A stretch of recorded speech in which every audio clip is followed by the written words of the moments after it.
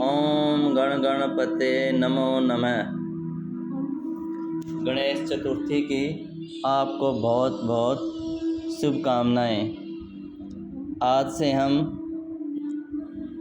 गणेश विसर्जन तक गणेश पुराण में लिखी हुई सभी कथाएं आपको सुनाएंगे, ताकि उन कथाओं से आपके जीवन में लाभ हो। आज से हम प्रथम अध्याय से शुरू करेंगे। गणेश पुराण की सारी कथाएं आपको सुनाएंगे। प्रथम अध्याय से शुरू करते हैं।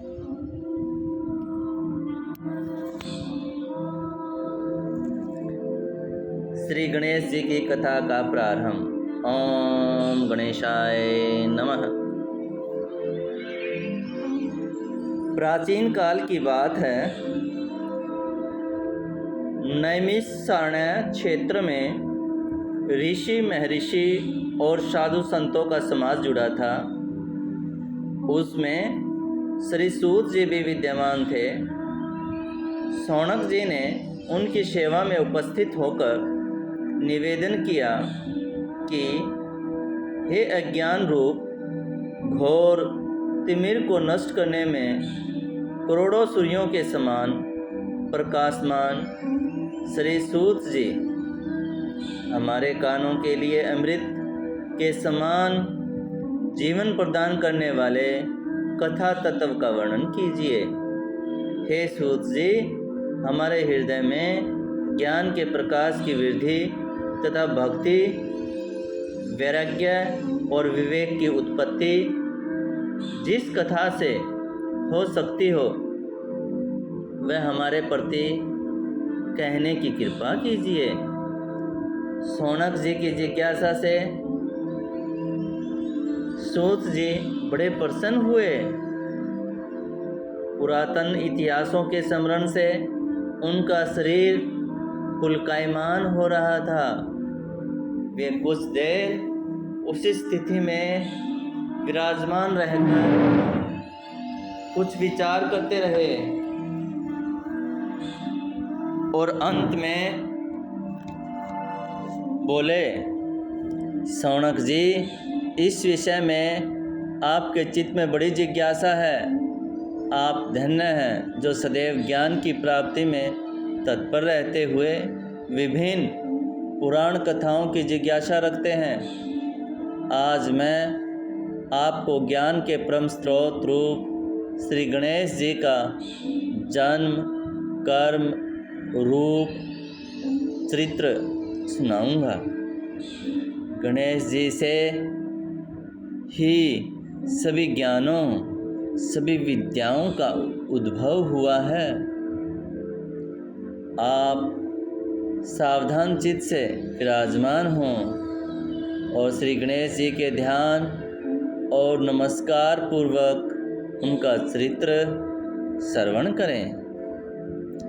कैसे हैं वे श्री गणेश जो सभी प्रकार की ब्रह्म विद्याओं को प्रदान करने वाले, अर्थात ब्रह्मा के सगुण और निर्गुण स्वरूप पर प्रकाश डालने और जीव ब्रह्मा का अभेद प्रतिपादन करने वाले विद्याओं के दाता हैं। वे विघ्नों के समुद्रों को महर्षि अगस्त्य के समान शोषण करने में समर्थ हैं। इसलिए उनका नाम विघ्न सागर शोषक, विघ्न सागर शोषक के नाम से प्रसिद्ध है। मैं उन भगवान श्री गणेश जी को नमन करता हूँ। प्रथम पूजा के अधिकारी श्री गणेश जी।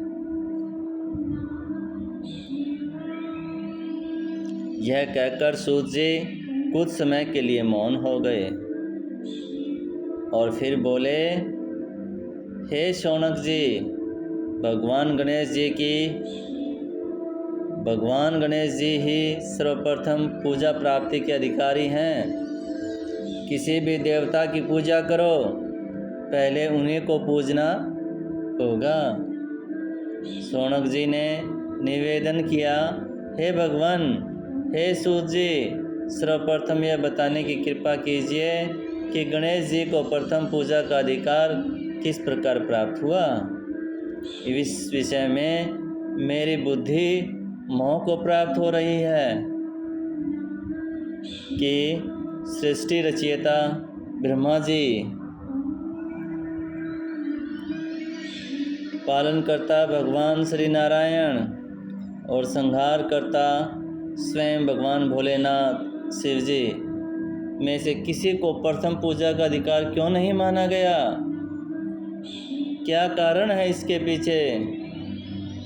यह त्रिदेव ही तो सबसे बड़ी शक्ति हैं, सबसे बड़े देवता माने जाते हैं। सूत जी ने कहा, हे शौनक जी, यह भी एक रहस्य ही है। देखो, अधिकार मांगने से नहीं मिलता, इसके लिए योग्यता होनी आवश्यक है। योग्यता जरूर होनी चाहिए। संसार में अनेकों देवी देवता पूजे जाते हैं। पहले जो जिसका इष्ट देव होता है वह उसी की पूजा किया करता है। इससे बड़े देवताओं के महत्व में कमी आने की आशंका उत्पन्न हो गई थी। इस कारण देवताओं में परस्पर विवाद होने लगा। वे उसका निर्णय प्राप्त करने के लिए भगवान शिव जी के पास पहुँचे और प्रणाम करके पूछने लगे, हे प्रभु, हम सब में प्रथम पूजा का अधिकार कौन है? शिव जी सोचने लगे कि किसे प्रथम पूजा का अधिकार माने। तभी उन्हें एक युक्ति सूझी। बोले, हे देवगण, इसका निपटारा बातों से नहीं तथ्यों से होगा, इसलिए एक प्रतियोगिता रखनी होगी। विश्व की परिक्रमा करने की प्रतियोगिता। देवगण उनका मुख देखने लगे। शंकित हृदय से सोचते थे कि कैसी प्रतियोगिता रहेगी। यह शिवजी ने उनके मन के भाव ताड़ दिए। इसलिए सांत्वना भरे शब्दों में बोले, घबराओ मत, घबराओ मत, कोई कठिन परीक्षा नहीं ली जाएगी। बस इतना ही कि सभी अपने अपने वाहनों पर चढ़कर संसार की परिक्रमा करो और फिर यहाँ लौट आओ। जो पहले लौटेगा वही सर्वप्रथम पूजा का अधिकारी होगा। अब क्या देर थी, सभी अपने अपने वाहन पर चढ़कर दौड़ पड़े। सभी ने अपने वाहन बुलाए और उन पर चढ़कर दौड़ पड़े। किसी का वाहन गजराज था तो किसी का सिंह, किसी का भैंसा तो किसी का मृग, किसी का हंस तो किसी का उल्लू, किसी का अश्व तो किसी का श्वान। अभिप्राय यह है कि वाहनों की विविधता के दर्शन उस समय जितने भले प्रकार से हो सकते थे उतने अन्य समय में नहीं हुए। सबसे गया बीता वाहन गणेश जी का था। सभी जानते हैं गणेश जी का वाहन कौन है? मूषक, उसे चूहा भी कहते हैं।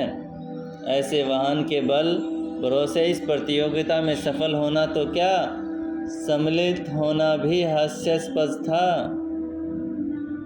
गणेश जी ने सोचा, छोड़ो, क्या होगा प्रतियोगिता में भाग लेने से, हम तो यहाँ बैठे रहकर ही तमाशा देखेंगे और आनंदित होंगे।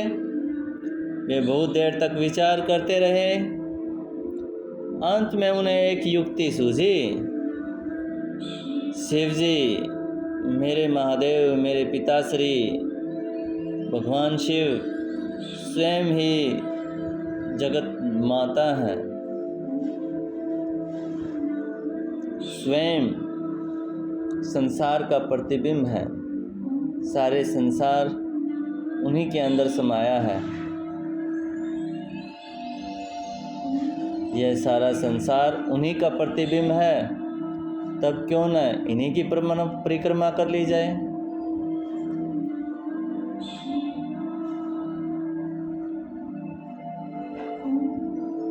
इनकी परिक्रमा करने से ही संसार की परिक्रमा हो जाएगी। ऐसा निश्चय करके उन्होंने मूषक पर चढ़कर शिव जी की परिक्रमा की और उनके समक्ष जा पहुँचे। शिव जी ने कहा, तुमने परिक्रमा पूर्ण कर ली? उन्होंने उत्तर दिया, जी। शिव जी सोचने लगे कि इसे तो यहीं घूमते हुए देखा है, फिर परिक्रमा कैसे कराया। देवताओं का परिक्रमा करके लौटना आरंभ हुआ और उन्होंने गणेश जी को वहाँ बैठे देखा तो माथा ठनक गया। फिर भी साहस करके बोले, अरे तुम विष्णु की परिक्रमा करने के लिए नहीं गए? गणेश जी ने कहा, अरे मैं कब का यहाँ आ गया हूँ। देवता बोले, तुम्हें तो कहीं भी नहीं देखा। गणेश जी ने उत्तर दिया, देखते कहाँ से, समस्त संसार शिव जी में विद्यमान है। इनकी परिक्रमा करने से ही संसार की परिक्रमा पूर्ण हो गई। सूत जी बोले,